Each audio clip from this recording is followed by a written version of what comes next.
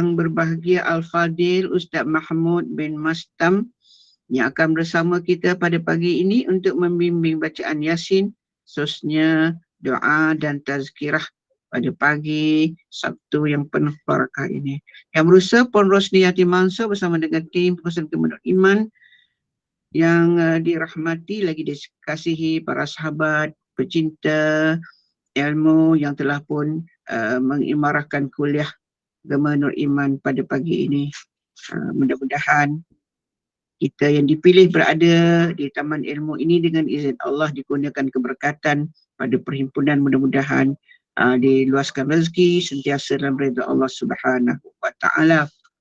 Bagi memberkati majlis kita pada kuliah subuh ini, mari sama-sama kita membaca ummul kitab yang akan kita hadiahkan kepada junjungan besar Nabi Muhammad sallallahu alaihi wasallam, ahli keluarga, sahabat baginda, sekalian muslimin muslimat yang masih hidup ataupun yang telah pulang ke rahmatullah.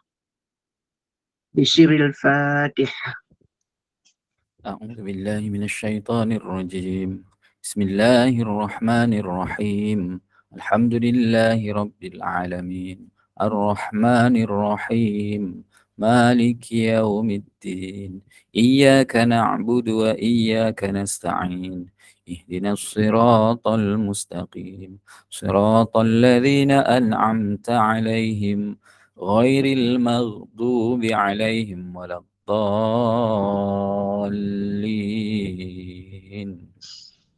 Amin, amin ya rabbal alamin. Mudah-mudahan kita mendapat keberkatan dan dipayungi oleh para malaikat bersama kita di kuliah ilmu pada pagi ini. Ya Allah, ya Rahman, ya Rahim, kita terus panjatkan doa kita kepada Allah Subhanahu wa taala. Moga anugerahkan kesembuhan penawar kepada mereka yang diuji. Sabakallah syifaan ajilan untuk mereka yang diuji dengan pelbagai penyakit, untuk Nur Akila Sumayyah binti Afif Faizal, Akmal Faizal Nazlan, Raja Yung Azni, Raja Masyah, Rohani Suib, Anan Aman, Amrul Rahman bin Zainal Abidin, Surya Said, Nur Azlina Azman, Muhammad Syarul Nizam, Muhammad Basir, Roslinda Zulkifli, Haji Hasanah Hassan, Fadilah Zakaria, Muhammad Zari Idlan, Abu Nadir, Anwar bin Basri, Nur Hidayah Ismail, Nur Hidayah Yahya, Safika Azlin Ismail, Faridah binti Rahman, Amrul Rahman bin Khalid, Siti Hadijah, Muhammad Fatimah bin Amrul Karim, Salih Farhan, Muhammad Jufri, Nurul Jannah, Aziz Salwa, Amrul Wahab, Juminah Masrun, Muhammad Yaakob Masrum, Satinah Sanib, Sariyati Sanib, Muzailah Mustafa, Nur Aini Khalid, Nur Maslita binti Din, Nahariyati Zainuddin, Umar bin Abdul Rahman, Hasna Umar, Faizal Akmal Azami, Sharifah Siti Nur binti Said Mazin, pejuang-pejuang thalassemia, Salmah binti Ali Muhammad, Jasmin bin Abu Hanifah, Muhammad Ali, Muhammad Azmil, Zakiyah binti Zohro, Sarina binti Sofiah, Salamiah binti Hamadiyah, Yani bin Jamari, Sadli bin Haji Mukti, Fauziah Sudin, Ainul Yusni, Muhammad Faid, Mazia Adnan, Zahsi Iman Afshin binti Muhammad Adi Haikal Izani, Cik Muji, Cik Noh, Hajjah Sulimah, Haji Sukaimi, Muhammad Amir bin Syafi'i, Mazura binti Makhtar, Suryah binti Zaid, Jamilah binti Maulan, Bariah Ainul binti Johari, Haji Isyad, Halijah Sulaiman, Nur Farhana Yaakob Hashim Zakaria, Hajah Sirang binti Tubari, Hajah Masyidah binti Arsyad, dan Haji Amrul Wahid bin Ramin. Di semua ada 183 yang mohon kita doakan diberikan sembuhan. Mungkin dengan izin Allah, asbab kita baca Yasin dan doa, insyaAllah Allah berikan kesembuhan kepada semua. Dan juga kita doakan kepada 47 yang hadir pada pagi ini juga Allah berikan sifat yang sempurna insyaAllah. Jadi majlis kita diteruskan tanpa melengahkan masa lagi, mempersilakan yang berbahagia Al-Fadil Ustaz Mahmud bin Mastam untuk membimbing bacaan Yasin, doa dan seterusnya menyampaikan tazkirah. Dengan segala sukacita dipersilakan. A'udzu billahi minasyaitonir rajim. Bismillahirrahmanirrahim. Insyaallah kita mulakan dengan istighfar terlebih dahulu dan kita teruskan dengan bacaan Yasin insyaallah. Astaghfirullahal azim alladzi la ilaha illa huwal hayyul qayyum wa atubu ilaih. Astaghfirullahal azim الذي لا إله إلا هو الحي القيوم وأتوب إليه. أستغفر الله العظيم الذي لا إله إلا هو الحي القيوم وأتوب إليه. أعوذ بالله من الشيطان الرجيم. بسم الله الرحمن الرحيم. ياسين والقرآن الحكيم إنك لمن المرسلين على صراط مستقيم تنزيل العزيز الرحيم لتنذر قوما ما أنذر آباؤهم فهم غافلون لقد حق القول على أكثرهم فهم لا يؤمنون إنا جعلنا في أعناقهم أغلالا فهي إلى الأذقان فهم مقمحون وجعلنا من بين أيديهم سدا ومن خلفهم سدا فأغشيناهم فهم لا يبصرون وسواء عليهم أأنذرتهم أم لم تنذرهم لا يؤمنون إنما تنذر من اتبع الذكر وخشي الرحمن بالغيب فبشره بمغفرة وأجر كريم. إنا نحن نحيي الموتى ونكتب ما قدموا وآثارهم وكل شيء أحصيناه في إمام مبين واضرب لهم مثلا أصحاب القرية إذ جاءها المرسلون إذ أرسلنا إليهم اثنين فكذبوهما فعززنا بثالث فقالوا إنا إليكم مرسلون قالوا ما أنتم إلا بشر مثلنا وما أنزل الرحمن من شيء إن أنتم إلا تكذبون قالوا ربنا يعلم إنا إليكم لمرسلون وما علينا إلا البلاغ المبين قالوا إنا تطيرنا بكم لئن لم تنتهوا لنرجمنكم وليمسنكم منا عذاب أليم قالوا طائركم معكم أئن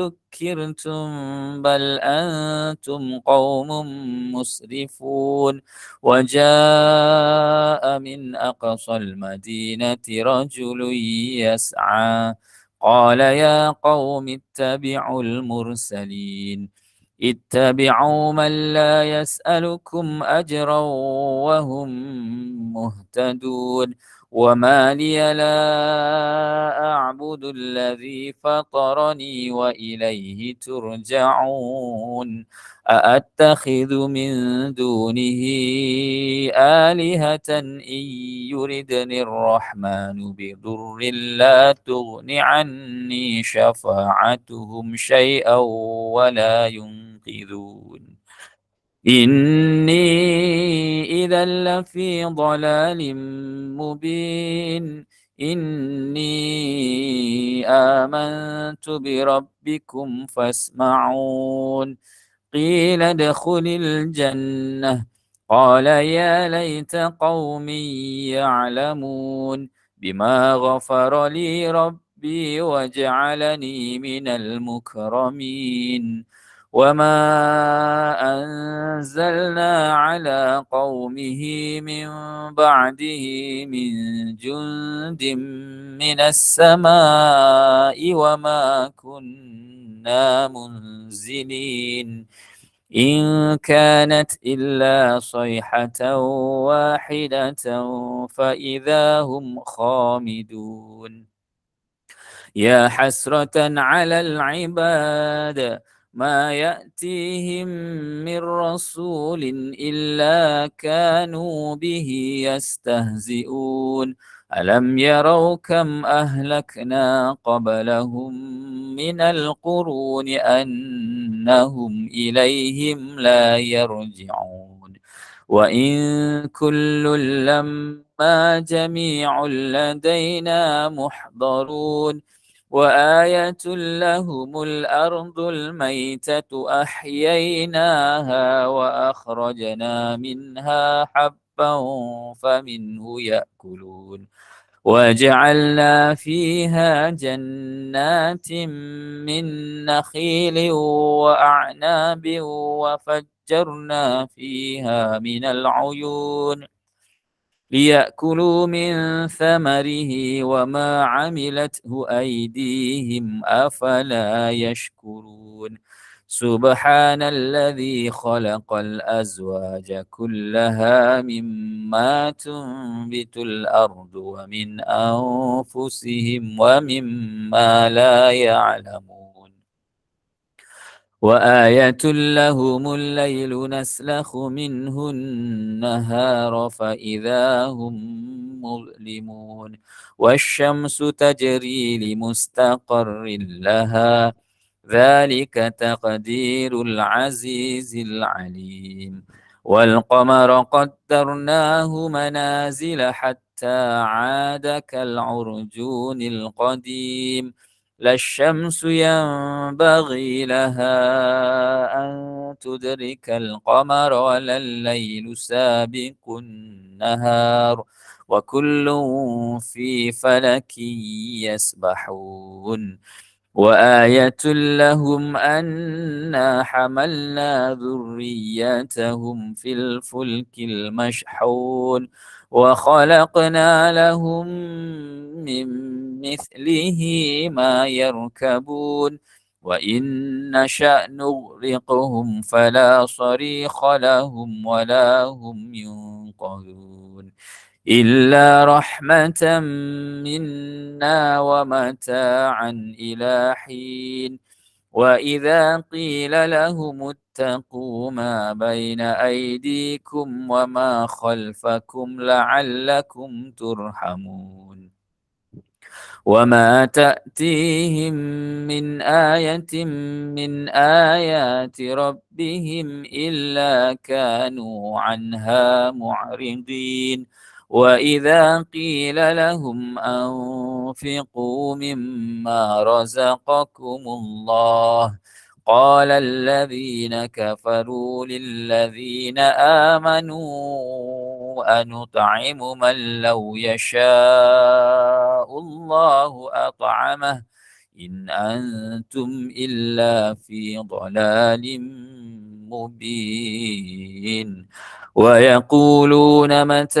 هذا الوعد إن كنتم صادقين ما ينظرون إلا صيحة واحدة تأخذهم وهم يخصمون فلا يستطيعون توصية ولا إلى أهلهم يرجعون ونفخ في الصور فإذا هم من الأجداث إلى ربهم ينسلون قالوا يا ويلنا من بعثنا من مرقدنا هذا ما وعد الرحمن وصدق المرسلون إن كانت إلا صيحة واحدة فإذا هم جميع لدينا محضرون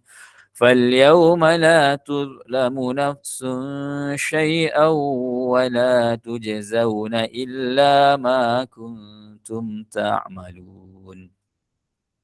إن أصحاب الجنة اليوم في شغل فاكهون، هم وأزواجهم في ظلال على الأرائك متكئون، لهم فيها فاكهة ولهم ما يدعون. سلام قولا من رب رحيم.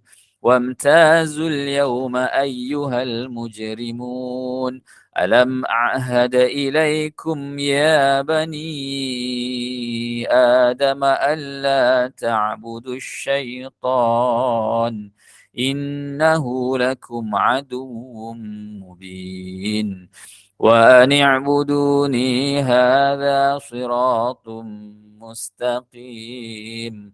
ولقد أضل منكم جبلا كثيرا أفلم تكونوا تعقلون. هذه جهنم التي كنتم توعدون، اصلوها اليوم بما كنتم تكفرون. اليوم نختم على أفواههم وتكلمنا أيديهم وتشهد أرجلهم بما كانوا يكسبون. ولو نشاء لطمسنا على أعينهم فاستبقوا الصراط فأنى يبصرون. ولو نشاء لمسخناهم على مكانتهم فما استطاعوا مضيا ولا يرجعون.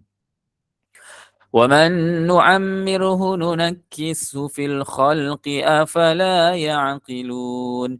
وما علمناه الشعر وما ينبغي له إن هو إلا ذكر وقرآن مبين، لينذر من كان حيا ويحق القول على الكافرين. أولم يروا أنا خلقنا لهم مما عملت أيدينا أنعاما فهم لها مالكون، وذللناها لهم فمنها ركوبهم ومنها يأكلون، ولهم فيها منافع ومشارب أفلا يشكرون. واتخذوا من دون الله آلهة لعلهم ينصرون، لا يستطيعون نصرهم وهم لهم جند محضرون.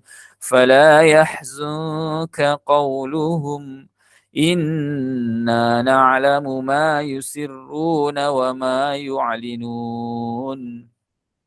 أولم ير الإنسان أنا خلقناه من نطفة فإذا هو خصيم مبين، وضرب لنا مثلا ونسي خلقه قال من يحيي العظام وهي رميم قل يحييها الذي أنشأها أول مرة وهو بكل خلق عليم.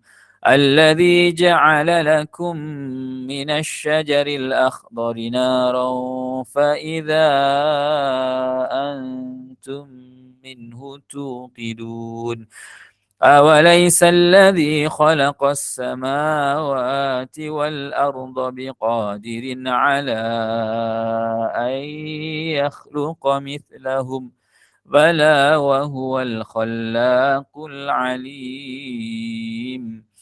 إنما أمره إذا أراد شيئا أن يقول له كن فيكون. فسبحان الذي بيده ملكوت كل شيء وإليه ترجعون. أستغفر الله العظيم أستغفر الله العظيم أستغفر الله العظيم إن الله غفور رحيم. أعوذ بالله من الشيطان الرجيم. بسم الله الرحمن الرحيم. الحمد لله رب العالمين الرحمن الرحيم مالك يوم الدين إياك نعبد وإياك نستعين اهدنا الصراط المستقيم صراط الذين أنعمت عليهم غير المغضوب عليهم ولا الضالين.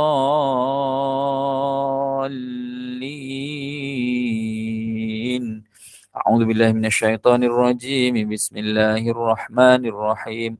الحمد لله رب العالمين والصلاة والسلام على أشرف الأنبياء والمرسلين وعلى آله وصحبه أجمعين.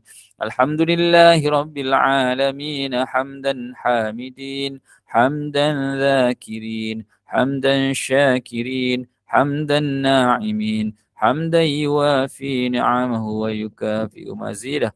يا ربنا لك الحمد كما ينبغي لجلال وجهك الكريم ولعظيم سلطانك. اللهم اغفر لنا ذنوبنا ولوالدينا وارحمهم كما ربونا صغارا ولجميع المسلمين والمسلمات والمؤمنين والمؤمنات برحمتك يا أرحم الراحمين.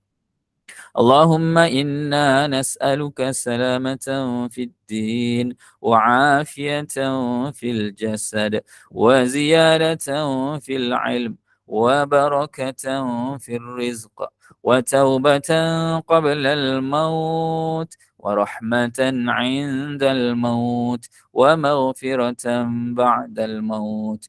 اللهم هون علينا في سكرات الموت والنجاة من النار والعفو عند الحساب. Ya Allah Tuhan kami, dengan keberkatan ayat-ayat suci Al-Quran yang telah kami bacakan tadi ya Allah, kami mengharapkan segala pahala ganjarannya ya Allah dikhususkan kepada kedua orang tua kami ya Allah, juga dikhususkan kepada nama-nama yang telah disebutkan di awal tadi ya Allah, khususnya kepada mereka yang telah terlebih dahulu meninggalkan kami ya Allah. Luaskanlah perkuburan mereka ya Allah, lapangkanlah perkuburan mereka ya Allah, terangkanlah perkuburan mereka ya Allah, jadikanlah perkuburan mereka sebagai sebahagian daripada taman-taman syurga-Mu ya Allah. Ya Allah Tuhan kami, masukkanlah mereka ke dalam syurga-Mu sebaik-baik tempat di sisi-Mu ya Allah. Ya Allah Tuhan kami juga bermohon kepada-Mu ya Allah, pada saudara mara kami, sahabat andai kami, jiran tetangga kami dan juga khususnya mereka yang telah disebutkan di awal tadi ya Allah, yang mana mereka sedang diuji dengan kesakitan ya Allah, berikanlah kesembuhan kepada mereka ya Allah. Berikanlah kekuatan dan ketabahan kepada mereka ya Allah di dalam menghadapi segala ujian ya Allah. Ya Allah Tuhan kami juga bermohon kepada-Mu ya Allah, ampunkanlah dosa-dosa kami, ampunkanlah dosa pasangan hidup kami, datuk nenek kami, jiran tetangga kami, saudara mara kami, sahabat handai kami dan juga guru-guru kami ya Allah. Terimalah segala amal ibadah kami ya Allah, ampunkanlah dosa-dosa kami ya Allah. Panjangkanlah usia kami untuk melaksanakan segala perintah dan meninggalkan segala tegahan-Mu ya Allah. Allahumma radina billahi rabba wa bil islami dina wa bi Muhammadin nabiyya wa rasula.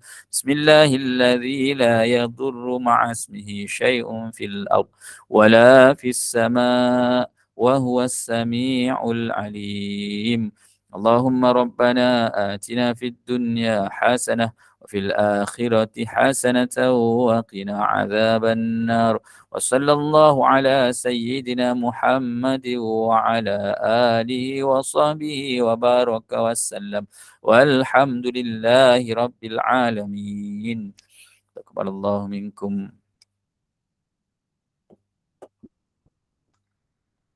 Allah.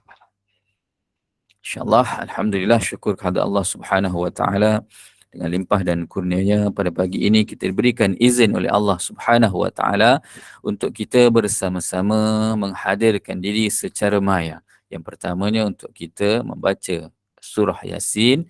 Tak kira pada waktu bila pun kita memang dituntut untuk membaca Al-Quran. Apatah lagi surah Yasin mempunyai banyak sekali kelebihan yang boleh kita ambil, yang boleh kita rebut di sisi Allah Subhanahu Wa Taala.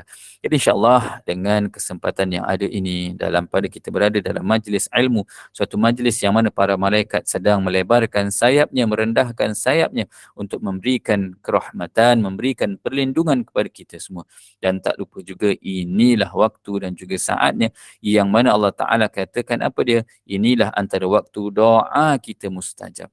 Jadi insya-Allah sama-sama kita mendoakan agar mungkin ada di kalangan ahli keluarga kita ataupun mungkin kita sendiri ataupun mungkin sahabat handai kita, jiran tetangga kita, guru-guru kita, anggota masyarakat kita yang sedang diuji dengan kesakitan. Kita mengharapkan agar Allah Ta'ala memberikan kesembuhan atas ujian sakit yang mereka hadapi.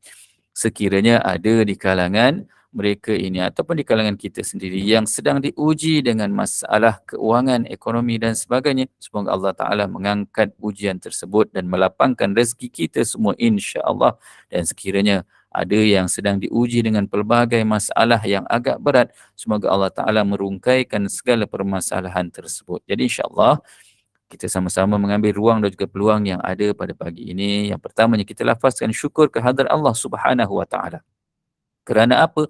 Dengan limpah dan kurnianya, yang pertama kita diberikan izin untuk hadir bersama-sama. Yang keduanya kita manfaatkan usia yang masih Allah Ta'ala berikan kepada kita. Dan juga sudah pasti dan juga sudah tentulah kita bersyukur kepada Allah Subhanahu Wa Ta'ala kerana masih lagi memberikan kita keimanan yang masih lagi melekat di dalam diri kita. Na'udzubillahi min dzalik. Ada di kalangan di luar sana yang Allah Ta'ala telah berikan mereka pelbagai ujian. Jadi insya-Allah pada pagi ini kita mengambil sedikit masa untuk kita berkongsi perkara yang boleh memberikan manfaat untuk kita bersama. Sekali lagi saya pada hari ini mengambil suatu perkongsian daripada Ustaz Muhadir Haji Jul berkaitan dengan munajat dan juga ikhtiar dengan Al-Quran. Jadi insya-Allah ada beberapa amalan yang boleh kita ambil, yang boleh kita amalkan dalam kehidupan seharian kita.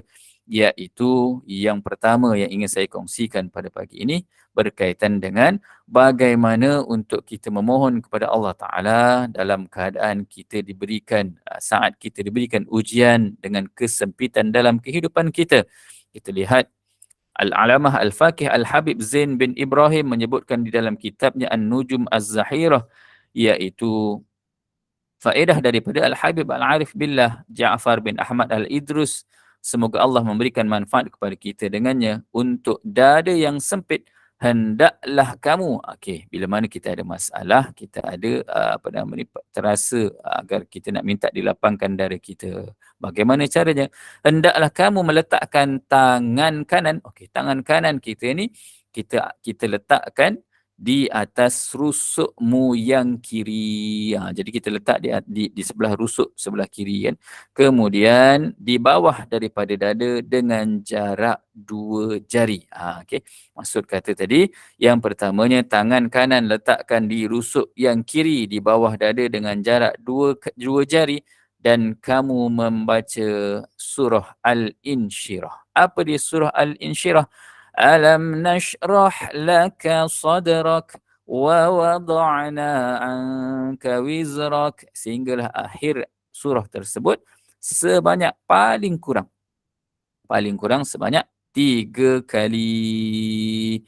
Selepas kita baca alam nashrah laka sadrak, kemudian kita baca sebanyak 3 kali, tangan di atas dada ataupun di atas rusuk kiri, bawah sedikit daripada dada dengan jarak 2 jari. Dan kemudian kita berdoa kepada Allah. Ya Allah, lapangkanlah kepadaku dadaku. Mudahkanlah kepadaku urusanku. Terangilah kepadaku hatiku. Tinggikanlah untukku sebutanku. Panjangkanlah untukku umurku. dalam ketaatan kepadamu dan dalam keredaanmu seperti yang dibawa oleh kekasih dan pilihanmu Sayyidina Muhammad. Ataupun nak mudah doa ni sebenarnya kita hafal dah pun kan. Tadi saya baca makna dia, saya baca terjemahan dia. Okey. Jadi doa ni sebenarnya apa dia? Rabbi shrah li sadri wa yassir li amri ونور لي قلبي وارفع لي ذكري وطول لي عمري في طاعتك ورضاك بما جاء به حبيبك ومصطفاك سيدنا محمد. Okay, kalau tak boleh nak baca yang bahasa Arab secara penuh, kita baca sekurang-kurangnya Rabbi shrah li sadri wa yassir li amri wahlul 'uqdatam min lisani yafqahu qawli. Ataupun kita doalah dalam bahasa Melayu yang mudah kita faham. Okey, yang mudah kita faham. Okey, jadi kita faham apa dia doa yang mudah kita faham. Kita mohon kepada Allah, ya Allah, lapangkanlah dadaku ya Allah, mudahkanlah segala urusanku ya Allah. Lancarkanlah ataupun fasihkanlah lidahku ya Allah. Berikanlah usia yang panjang dalam ketaatan kepadamu ya Allah. Dan juga kami mengharapkan redamu seperti redanya yang dibawakan oleh kekasihmu Sayyidina Muhammad sallallahu alaihi wasallam. Ini amalan yang mudah. Kadang-kadang kita berada dalam kesempitan hidup. Kadang-kadang kita rasa ada ujian kan. Kadang-kadang ada setengah orang dia kena apa dia? Kena GERD. Tahu GERD? Apa namanya, saya pun tak pasti sebab saya pernah kena dulu tengah tengah malam rasa sesak di dada kan, tiba-tiba Allah sesaknya dada kan.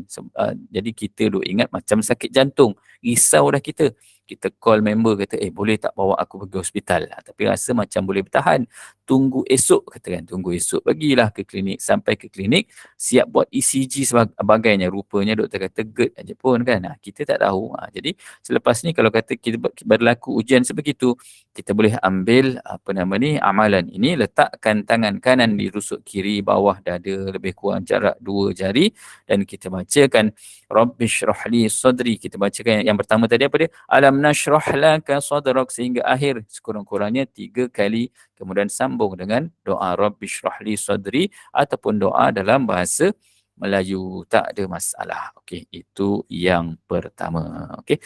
Sekiranya ada soalan-soalan boleh, kalau misalnya kata ada persoalan yang mungkin secara spontan nak ditanyakan, boleh, tak ada masalah. Okey.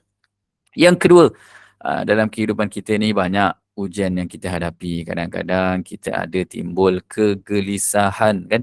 Tiba-tiba rasa macam Allah kan, rasa hati tak tenang, rasa gelisah kan. Kadang-kadang kita rasa dalam kehidupan kita Allah Ta'ala uji dengan pelbagai ujian. Jadi apa amalan yang boleh kita amalkan dalam pada kita memohon agar dihilangkan kegelisahan dalam diri kita kan. Kadang-kadang kita rasa secara tiba-tiba kan, secara tiba-tiba kita rasa macam Allah kan, apa hal aku rasa macam gelisah benar, tak tenang hati aku ni. Jadi apa amalan yang boleh kita ambil untuk kita lakukan untuk kita memohon kepada Allah Subhanahu Wa Taala agar diberikan kelapangan daripada kegelisahan yang kita hadapi dengan segera, iaitu membaca surah Ali Imran ayat yang ke-173. Okey. Membaca surah Ali Imran ayat 173. Okey, dikatakan apa dia? Al-Alamah Al-Muhaddis Sayyid Muhammad bin Al-Awi Al-Maliki menyebut dalam Abwab Al-Faraj muka surat 139 bahawa Imam Abu Hasan Asy-Syazuli mengatakan dengan niat supaya Allah menghilangkan kegelisahan dengan cepat, ayat ini dibaca sebanyak 450 kali. Apa ayatnya?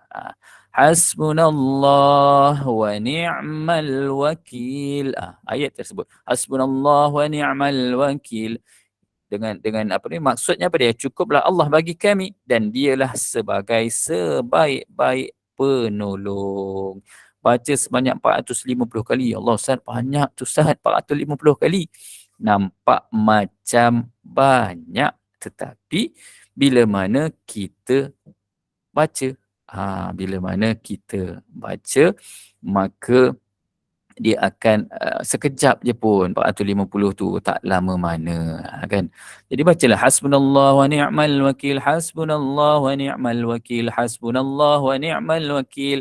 Nak baca dengan berlagu, kadang-kadang kalau kita nak baca tak berlagu kita mengantuk kan. Hasbunallah wa ni'mal wakil, hasbunallah wa ni'mal wakil.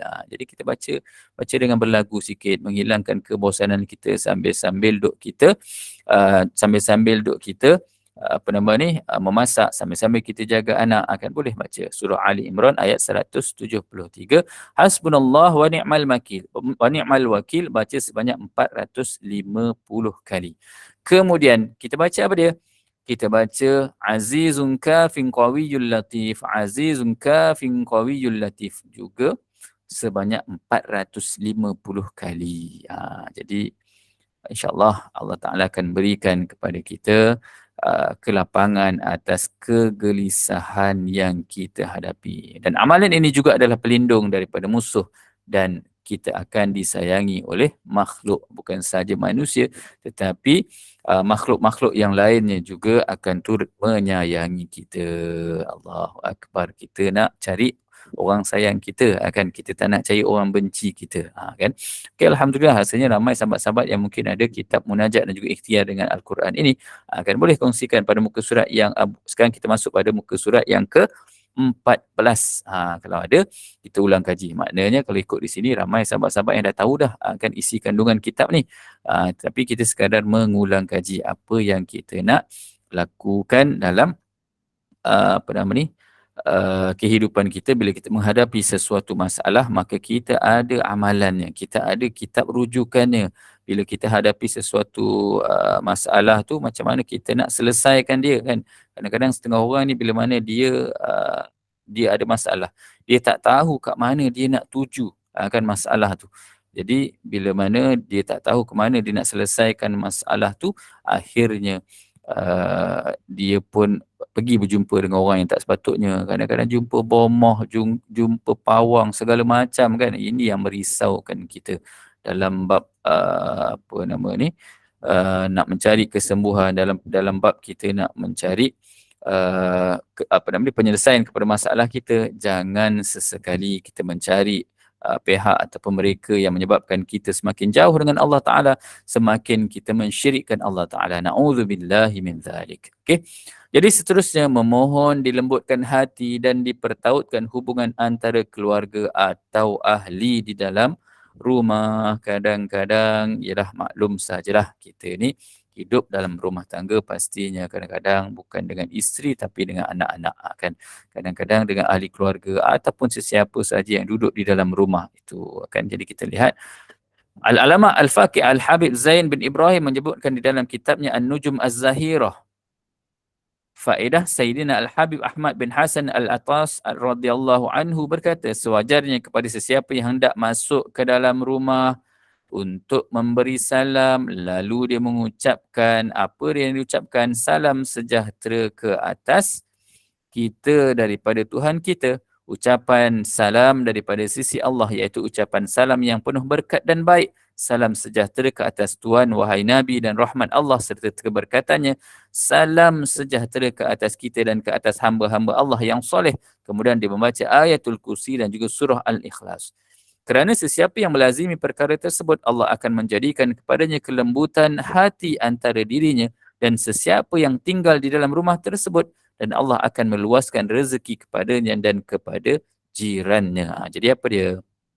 Amalan yang pertama, bila mana kita masuk ke dalam rumah, okay, kita ucapkan, yang pertamanya sampai-sampai kita ucapkan Assalamualaikum, kan, masuk bagi salam. Kemudian kita baca Assalamualaikum ayyuhan nabi wa rahmatullahi wa barakatuh. Assalamualaikum wa ala ibadillahis salihin. Ucapan salam ini yang kita bacakan di dalam bacaan solat, dalam solat kita, kan. Assalamualaikum ayyuhan nabi wa rahmatullahi wa barakatuh.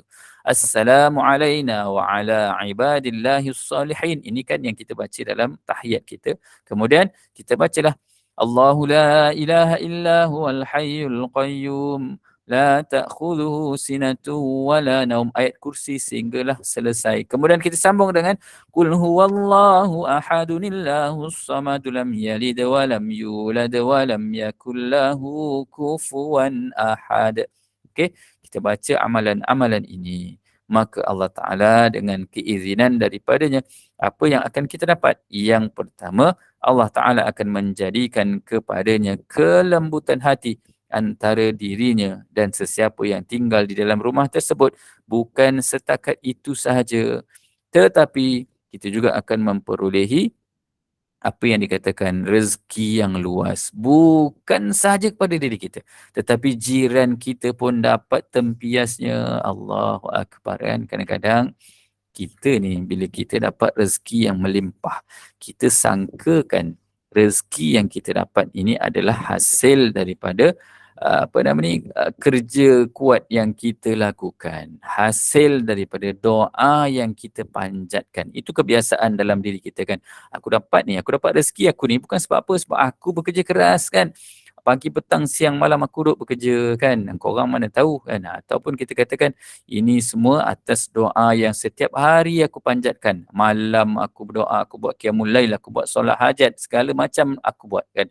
Tetapi rupa-rupanya hasil rezeki yang Allah Ta'ala kurniakan kepada kita rupa-rupanya adalah berpunca daripada amalan jiran kita yang senantiasa melazimi membaca Ayatul Kursi, membaca surah Al-Ikhlas ini tadi, tempiasnya sampai kepada kita. Jadi nak tak nak, ini juga suatu perintah kepada kita untuk kita merapatkan ukhuwah dan juga silaturrahim sesama kita. Kan? Silaturrahim sesama kita bersama dengan jiran, tetangga, anggota masyarakat, ahli keluarga, ini kewajipan kepada kita. Jadi silaturrahim ini suatu perkara yang wajib untuk kita laksanakan. Jangan sesekali kita menjadi orang yang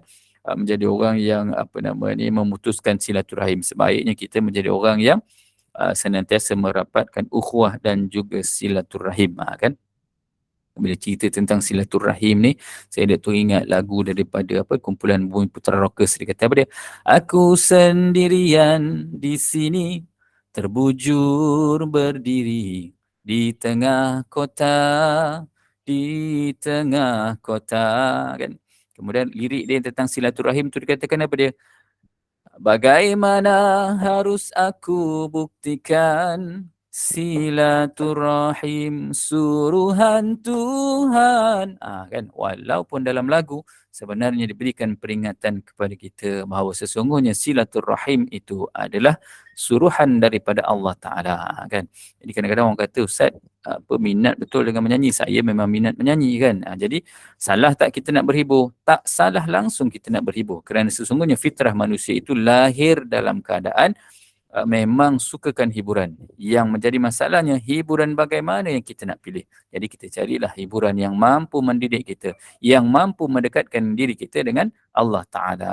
Okey, kita sambung pada muka surat seterusnya, insya-Allah, iaitu bagaimana kita nak mohon agar dibersihkan karat di dalam hati kita. Okey, yang pertama, bila mana karat ni, kalau kata dalam kehidupan kita, kalau kita nampak ada besi yang berkarat, maka kita akan ambil WD-40, kita akan spray karat tersebut, kita gosok dia. Jadi kalau dalam diri kita yang berkarat, takkan kita nak telan WD-40 pula, kan? Takkan kita nak gosok, ambil kertas pasir, kita gosok pula hati kita. Jadi kita lihat Allah Ta'ala dah berikan kepada kita penyelesaian kepada permasalahan hati yang berkarat. Yang pertama iaitu bacalah Al-Quran, kan? Bacalah Al-Quran, bacalah dengan nama Tuhanmu, kan? Itu arahan kepada kita. Iqra', kan? Bacalah Al-Quran, bacalah, kerana sesungguhnya Allah Ta'ala memberikan peringatan kepada kita dalam wahyu yang diturunkan kepada baginda Nabi Muhammad sallallahu alaihi wasallam bahawa sesungguhnya iqra', bacalah. Tetapi berapa ramai di kalangan kita yang senantiasa melazimi membaca Al-Quran, yang senantiasa melazimi membaca bahan-bahan bacaan ilmiah. Semalam dalam surat saya di Zayan, persoalan yang dibangkitkan ialah kenapa akhir zaman ini, mutaakhir ini, ramai di kalangan umat Islam yang cukup malas nak membaca. Ya kan? Kita bukan cerita nak membaca buku novel ke buku kisah-kisah yang tak memberi manfaat. Kita cerita tentang yang pertamanya ialah berkaitan dengan Al-Quran. Saya suka menyentuh sedikit, okey, daripada satu bahan bacaan, okey, bagaimana pandangan orang Yahudi terhadap orang Islam tentang perkara berkaitan dengan membaca. Okay? Seorang Yahudi sebagaimana dikutip daripada Dr. Raghib Al-Sirjani dalam bukunya Spiritual Reading. Dia kata apa dia? Hidup lebih bermakna dengan membaca. Dikatakan orang Yahudi ni dikatakan apa dia? Dia katakan hidup lebih bermakna dengan membaca. Dan dikatakan juga di situ bahawa apa dia dikatakan? Kita orang Yahudi tidak takut dengan umat Islam. Ayat itu kan, kita tak takut. Orang Yahudi ni tak takut dengan orang Islam. Kenapa dia kata dia tak takut dengan orang Islam? Kerana umat Islam adalah umat yang tidak suka membaca. Nampak tak? Kan? Nampak tak orang kata kan? Orang Yahudi ni dia suka membaca. Dan sebab itu dia kata dia tak takut dengan orang Islam ni. Sebab orang Islam ni malas membaca. Betul tak betul? Kalau kita tengok zaman sekarang ni, contoh, kita bagi contoh dalam media sosial, kadang-kadang dalam FB, dalam WhatsApp dan sebagainya. Biasanya orang akan baca tajuk je, kan, dalam link yang diberikan, link tu panjang lebar kan, dia punya isinya tu panjang lebar, tapi orang duk baca tajuk je. Yang wartawan ni pun kadang-kadang satu hal juga, dia buat tajuk yang memang nak bagi nak bagi debabum dia punya view kan. Dia kata buatlah tajuk yang bila orang baca tu rasa macam wah kan, dia ada wah dia tu kan. Tapi orang kita ni masalah dia duk baca tajuk, lepas tu dia duk komen. Dia duk baca, kemudian baca tajuk, kemudian dia komen. Betul, kasih panas, bagi panas kan. Dia tak baca pun isi dia. Kadang-kadang yang komen ni bila kita tengok dengan isi kandungan yang di-share tu jauh beza kan. Jadi kita lihat bila mana orang Yahudi sampai tahap dia kata dia tak takut dengan orang Islam sebab orang Islam malas membaca. Maknanya sebenarnya ini suatu tamparan kepada kita umat Islam. Kan? Saya tak katalah yang orang dalam ni duk malas membaca kan. Saya duk kata dari segi keseluruhan, dari segi majoritinya, itulah yang menjadi masalahnya. Orang kita ni malas membaca. Okay?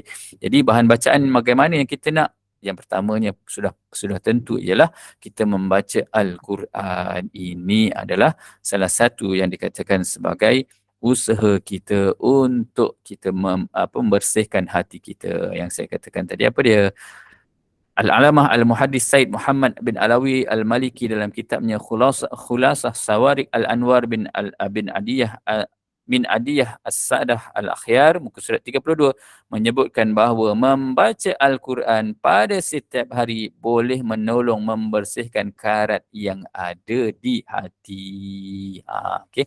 Jadi bacalah Al-Quran pada setiap hari kerana sesungguhnya ia yang akan membantu kita membersihkan karat yang ada dalam hati kita. Okay. Dan yang kedua, ini lebih fokus. Kalau yang pertama tadi, baca Al-Quran tak kisah mana-mana ayat pun. Okay.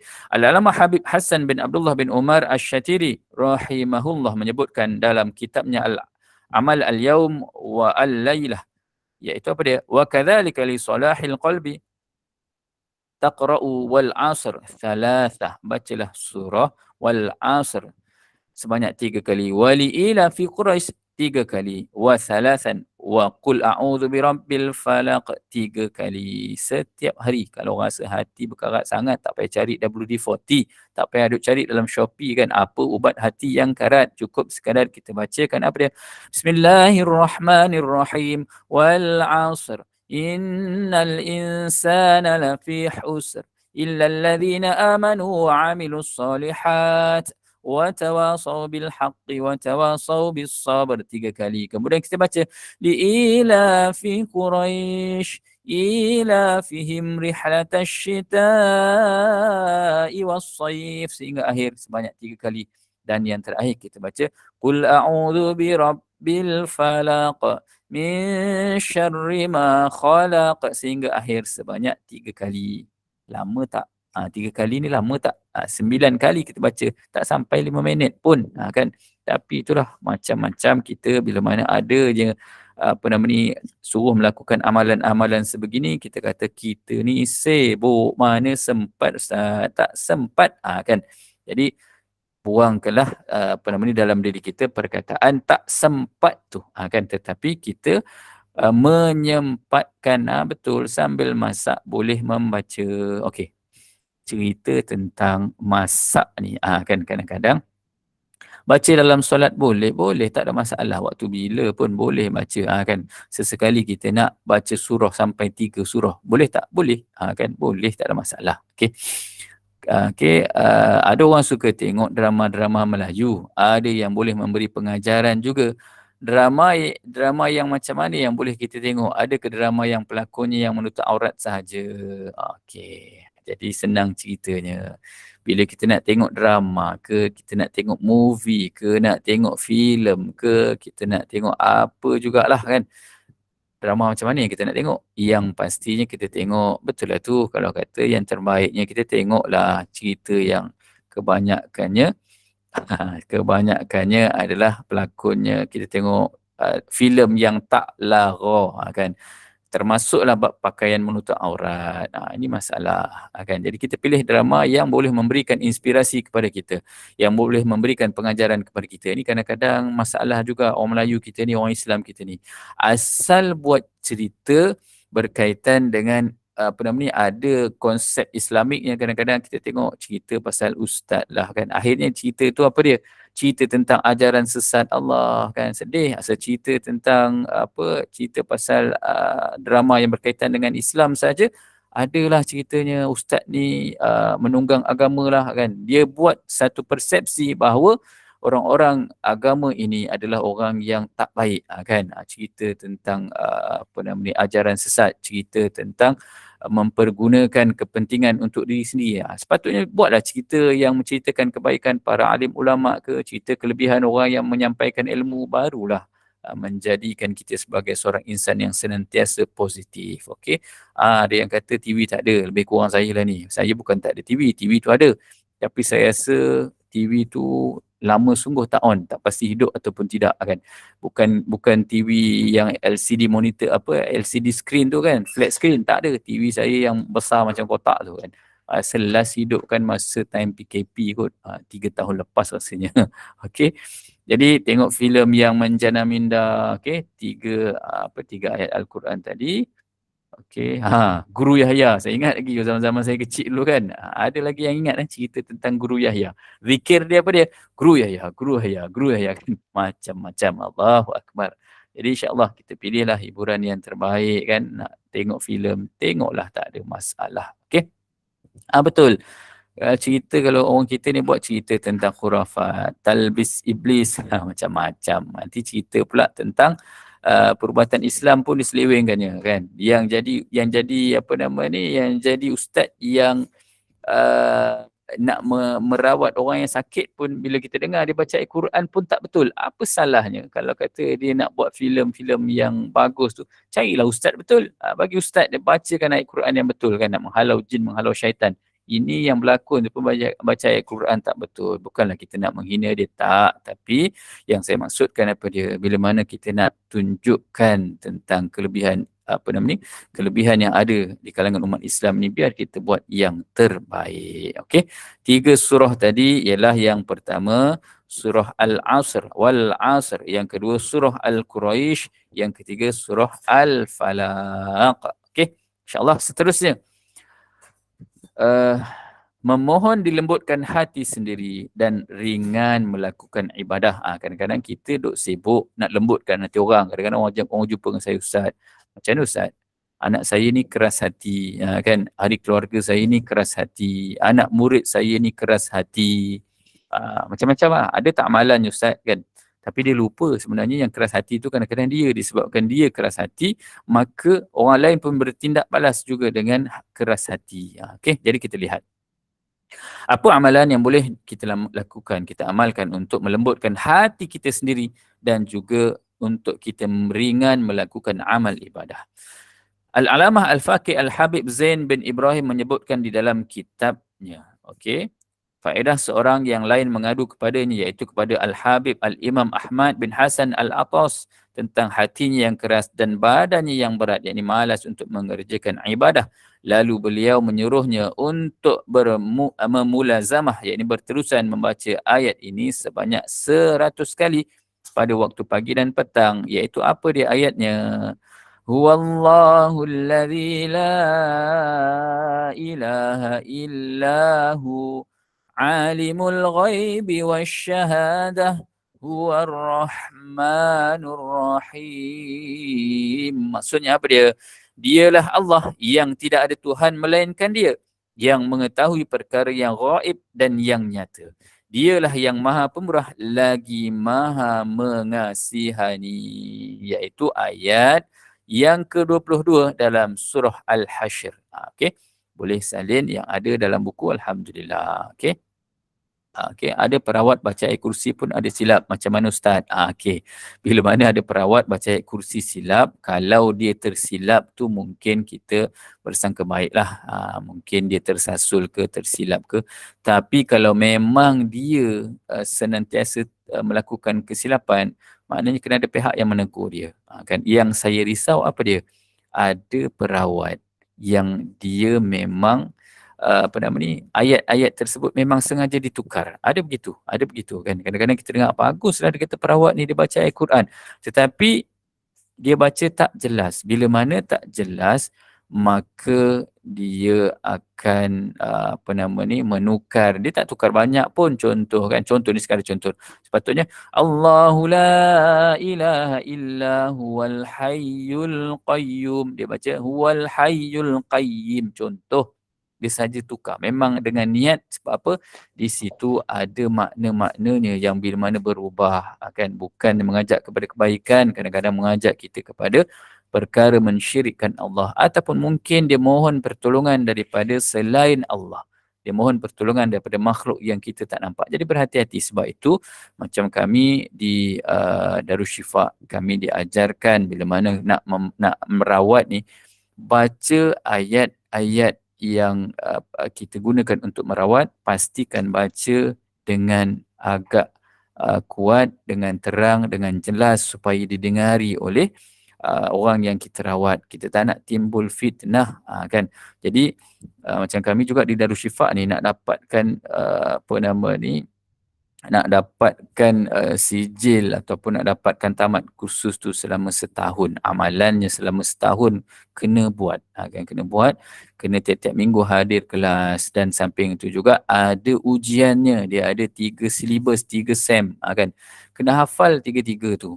Dan bukan setakat hafal, pastikan bila berhadapan dengan guru tu dengar bacaan kita betul, sebutan hurufnya, makhraj hurufnya, pastikan betul, barisnya betul. Barulah tamat kursusnya. Dan tamat tak boleh terus merawat pun. Kena praktikal. Kena buat. Kalau orang zaman sekarang, budak-budak zaman sekarang ni apa dia? Dia dia terpaksa melalui intern. Sama juga dalam Darusshifa dia ada intern 90 jam. 90 jam kena training. Selepas 90 jam belajar bagaimana cara nak merawat, pergi memagar rumah orang dan sebagainya. 90 jam barulah diberikan kebenaran untuk merawat. Jadi tak semudah. Pasal tu bila orang tanya dengan saya, Ustaz, nak merawat permasalahan yang berlaku dalam kehidupan saya ni, nak ke mana Ustaz? Saya nak cari rawatan alternatif. Saya kata, carilah rawatan Islam yang mana saya suggestkan adalah Darusshifa, sebab kita tahu macam mana caranya Darusshifa ini train perawat-perawatnya. Okey? Bukan saya katakan yang lain tak bagus, yang lain juga banyak kan rawatan Islam yang bagus kan. Tetapi saya cerita berdasarkan pengalaman saya, itu sahaja. Jadi saya tak ada kata yang lain tak bagus. Semuanya ada cara yang tersendiri, dan yang paling penting apa dia? Carilah rawatan Islam, jangan cari rawatan yang pelik-pelik kan. Kalau kadang-kadang ada buat rawatan pelik-pelik. Saya pernah juga orang tanya dengan saya, Ustaz macam mana ya? Saya pergi berubat, orang tu kata cari barang sekian-sekian. Pukul 3 pagi cari dekat pokok kelapa depan rumah. Dia kata cari barang kat situ. Allah, tak payahlah nak cari benda pelik-pelik kan. Tak payah cari benda pelik-pelik kan. Kalau ada yang minat nak belajar rawatan Islam, saya cadangkan pergilah belajar di Darul Syifa, setiap tahun dia buka dia buka pendaftaran baru.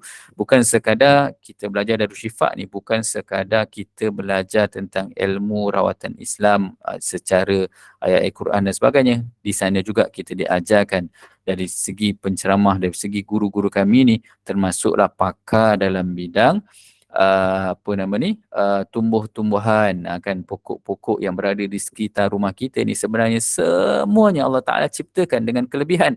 Antaranya pokok daun pokok rumput selambau, pokok apa lagi, pokok timun tikus, apa lagi pokok daun Israel, macam-macam yang ada di keliling rumah kita ni semua ada kelebihannya. Tetapi kita je tak tahu. Kalau tak percaya, kita tengok kucing. Bila mana dia sakit, dia akan makan rumput. Kemudian dia akan muntahkan makanan yang dia makan. Itu juga sebenarnya Allah Ta'ala berikan ilham kepada kucing. Kan kucing lagi tahu daripada kita. Kita ni tak tahu apa pun. Kan pokok dukung anak lah, pokok macam-macam pokok lah. Jadi kita ni kena banyak belajar. Okey. Kita masuk balik ke sini tadi. Sekejap, ada soalan lagi tak? Baca ayat terbalik ni pun masalah, kan. Kemudian ayat kursi wakaf 9, nak minta ayat nak menajamkan ingatan yang suka lupa Allah. Antara lain banyakkan berselawat, kan, banyakkan berselawat. Nanti kalau saya ingat apa ayatnya saya boleh share lagi. Okey. Baca surah ayat 22, surah apa tu, untuk apa? Tak berapa dengar. Okey, baca surah Al-Hasyr ayat 22 untuk melembutkan hati kita. Okey, ayat 22 surah Al-Hasyr. Okey, untuk melembutkan hati kita dan meringankan kita melakukan amal ibadah. Okey, ada yang menjawab dah. Okey, baca 100 kali. Okey, bacalah banyak pun, kan. Ayatnya tak susah pun. Huwallahu allazi la ilaha illa huwa alimul ghaibi wasyahadah huwar rahmanur rahim. Okey, ada lagi soalan. Daun bismillah, daun belalai gajah, ada rumah. Okey. Okey, apa lagi? Macam mana ubat penagih rokok? Allah, ubat penagih ni saya pun tak belajar lagi. Ada tu ayatnya, amalannya tu, kan. Tapi bila tanya spontan ni kita kita bukan ilmu tu dalam kepala, dalam dada, kan. Ubat penagih ni berat juga, kan. Boleh tanyalah dengan sahabat-sahabat nanti siapa yang pernah, mungkin ada di kalangan kawan-kawan kita ni yang pernah menjadi penagih rokok tegar, kan. Jadi macam-macam sebenarnya. Yang paling penting sebenarnya apa dia? Dekatkan diri kita dengan Allah Ta'ala. Kita mohon dengan Allah Ta'ala yang paling penting. Apa juga permasalahan yang kita hadapi, perkara pertama yang perlu kita lakukan, mohon dengan Allah Ta'ala semoga kita diberikan kepada kekuatan kepada diri kita. Contoh, kan, kita nak hilangkan ketagihan ataupun ada di kalangan anak, suami ataupun mereka yang menagih ataupun yang merokok ini, yang paling penting dekatkan diri dengan Allah Ta'ala, mohon dengan Allah Ta'ala. Dan juga ibu ayahnya kena selalu melazimi lakukan solat hajat bersungguh-sungguh. Doakan orang yang Allahumma salli ala sayyidina Muhammad, orang yang menghadapi masalah ketagihan ini, diberikan Allah Ta'ala jalan keluar daripada masalah yang dihadapi. Okey. First time dengar rumput Israel, terus Google jumpa gambarnya. Rupanya ada je sebelah rumah kadang-kadang, kan. Okey, alright. Seterusnya, dalam pada kita nak melembutkan hati, iaitu Al-Alama Al-Muhaddis Said Muhammad bin Alawi Al-Maliki menyebutkan dalam Abwab Al-Faraj muka surat 182. Apa dia? Dikatakan di sini, sebahagian orang soleh berkata, sesiapa yang senantiasa membacanya, iaitu surah Al-Insyirah selepas solat fardu yang 5, Allah akan mudahkan urusannya, menghilangkan kesedihannya dan memberikan rezeki kepadanya daripada arah yang dia tidak sangkakan. Sebahagian mereka berkata, membacanya memudahkan rezeki, melapangkan dada, menghilangkan kesukaran dalam urusan, mengislahkan, iaitu membaiki orang yang terbelenggu oleh rasa malas dalam melakukan ketaatan dan kesempitan dalam kehidupan, apabila dia berterusan membacanya dengan ikhlas dan benar ataupun jujur. Okey, apa dia? Surah Al-Insyirah. Okey. Apa dia surah Al-Insyirah? Siapa boleh jawab? Alam nasrah laka sadrak. Okey, alhamdulillah, surah Al-Insyirah. Ada juga yang mengatakan surah Asy-Syarh. Ada juga yang katakan ayat tersebut, kan. Jadi sebenarnya ianya sama, okey. Surah Al-Insyirah. Bacalah dengan, dikatakan di sini apa dia? Bacalah dengan ikhlas dan juga dengan benar ataupun dengan jujur. Jadi maksudnya apa dia? Dalam pada kita nak mohon dengan Allah Ta'ala, bersihkan hati kita. Kita doa kepada Allah Ta'ala dalam keadaan bersihnya hati kita dengan niat yang betul, dengan niat yang jujur. Kemudian kita bacalah sebanyak mungkin. Kan? Bismillahirrahmanirrahim. Alam nashrah laka sadrak wa wada'na anka wizrak alladhi anqadha dhahrak wa rafa'na laka dhikrak. فإن مع العسر يسرا إن مع العسر يسرا فإذا فرغت فانصب وإلى ربك فارغب.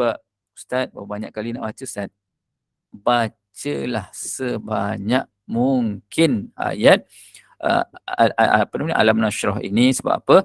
Dia bukan setakat nak menghilangkan apa namanya yang dikatakan kegelisahan, tetapi nak melembutkan hati kita. Kemudian kita nak berubah, kan? Kita nak berubah, kan?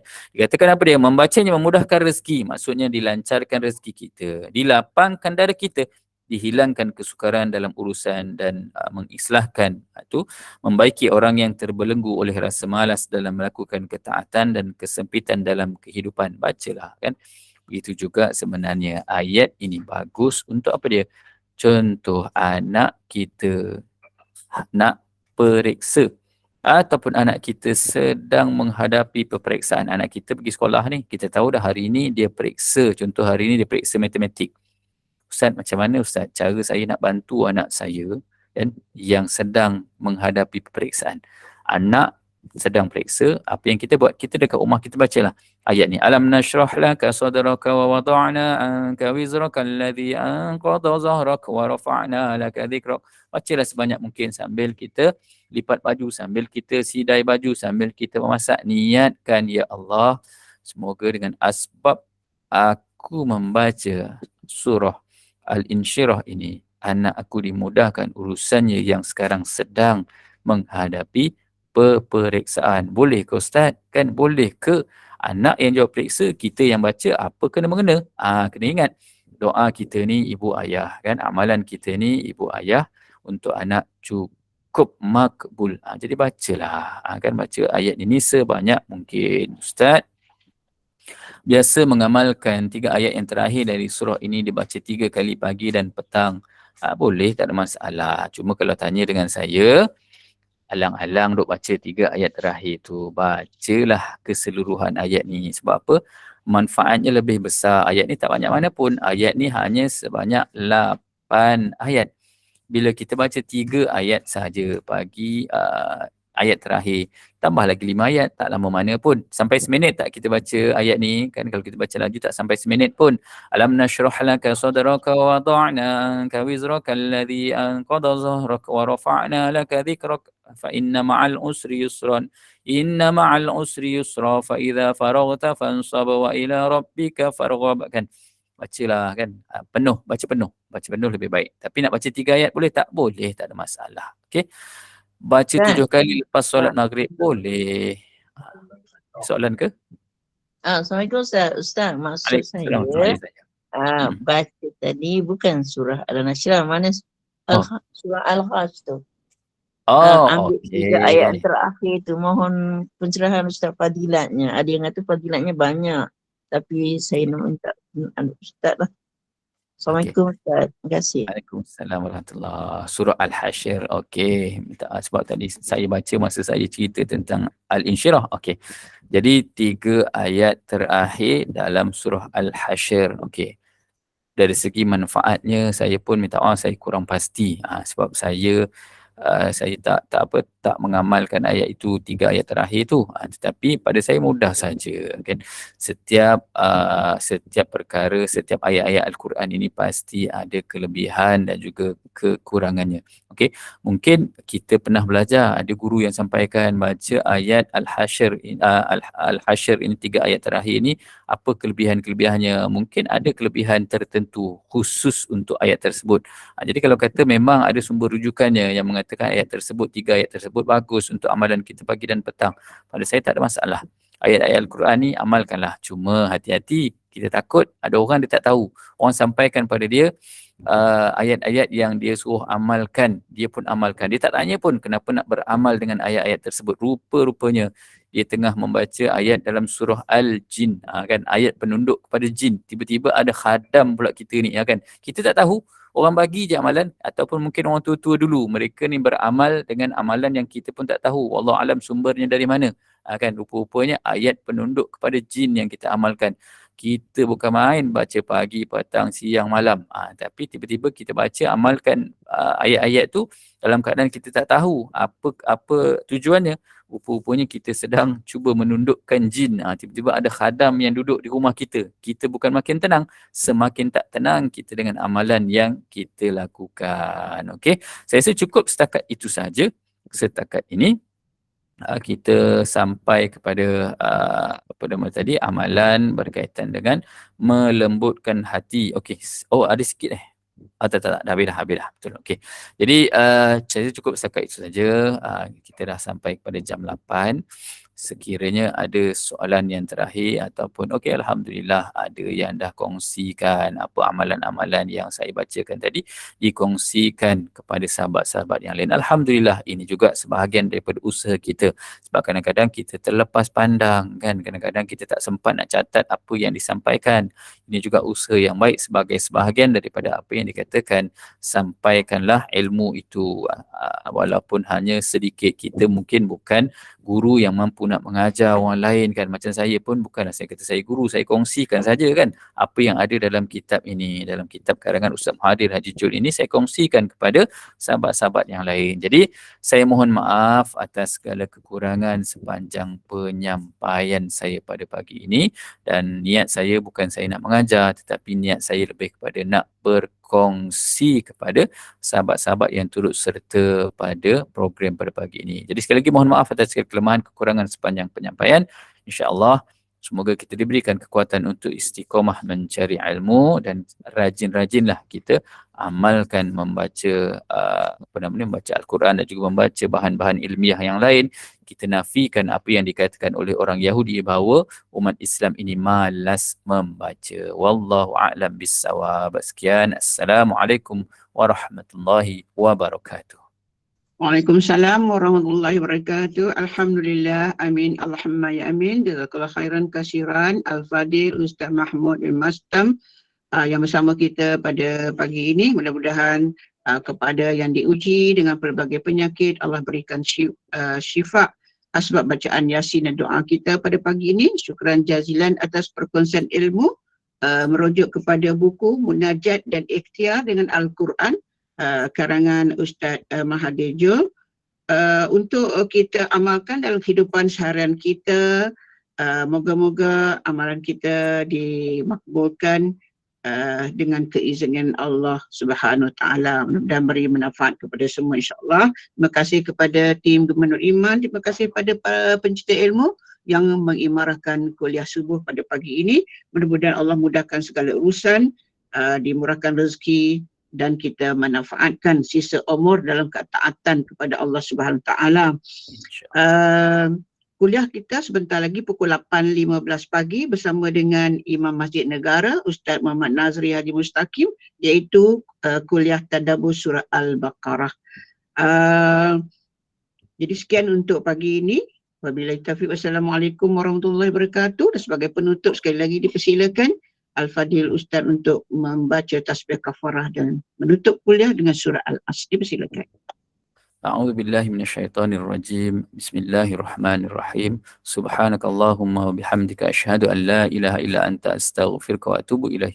Bismillahirrahmanirrahim. Wal 'asr Innal insana lafi husr illa alladhina amanu wa 'amilus solihat wa tawasaw bil haqq wa tawasaw bis sabr. Shadaqallahul azim.